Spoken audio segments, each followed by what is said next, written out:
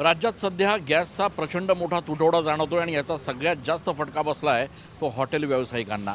Hotel व्यावसायिकांमध्ये सुद्धा south Indian पदार्थ विकणाऱ्यांना त्याचा सर्वाधिक फटका बसतोय. कारण साऊथ इंडियन पदार्थांमध्ये डोसा हा जो प्रकार आहे त्याला सगळ्यात जास्त गॅस लागतो आणि त्यामुळे आता नाशिकमधल्या वेगवेगळ्या हॉटेल्समध्ये जर आपण या ठिकाणी आढावा घेतला तर आपल्याला असं लक्षात येईल की या ठिकाणी कदाचित आज दिवसभरातच डोसा बनवला जाईल.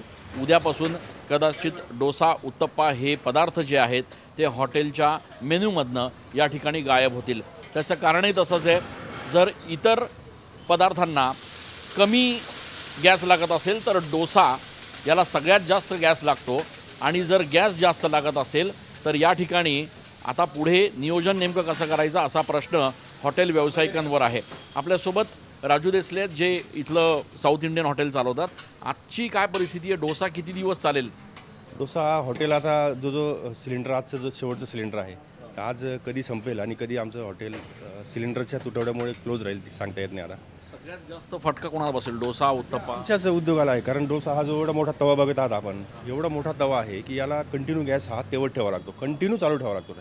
त्याच्यामुळं त्याची ती स्ट्रेंथ राहण्यासाठी तो कंटिन्यू त्याला गॅसच्या ह्याच्यात राहू द्यावं लागतं.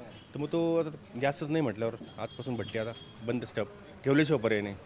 पण मग तुम्ही ज्यावेळेला प्रशासन म्हणतंय की तुटवडा नाही आहे, तुम्हाला काय अनुभव आहे? ते प्रशासन एकदम चुकीचं बोलतं आहे की शहरामध्ये गॅसचा तुटवडा नाही, पण शहरामध्ये 100% गॅसचा तुटवडा आहे. आता आमचंच बघा 2 दिवसापासून फोन करतो गॅसवाल्यांना, गॅस टाका गॅस टाका. 1700पासून जो सुरू झाला, 1800 झाला, 1900 झाला, 2100, आता 2400 रुपये द्यायला तयार आहोत, 2500 रुपये द्यायला तयार आहोत. पण तरी आज 2 दिवसापासून गॅस आलेला नाही आमचा. जेवढा आजचा गॅस जर संपला तर उद्यापासून डोसा बंद. उद्या माझ्यासह आमचे जेवढे 5-6 जेवढे वर्कर लोक आम्ही सगळे रस्त्यावर येणार उद्यापासून. असं आपण बघतोय की या ठिकाणी डोसा बनवण्यासाठी सगळ्यात जास्त खरं तर गॅस लागतो.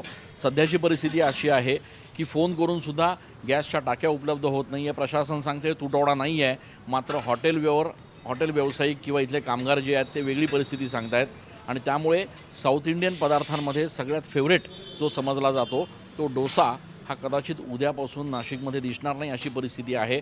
गॅसचा तुटवडा मोठ्या प्रमाणात आहे.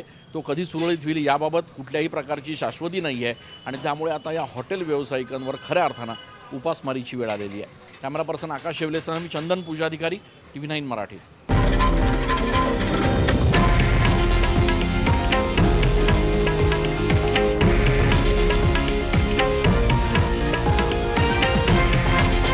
हे आहे देशातील नंबर 1 न्यूज नेटवर्क आणि आपण पाहत आहात TV9 मराठी, एकमेव.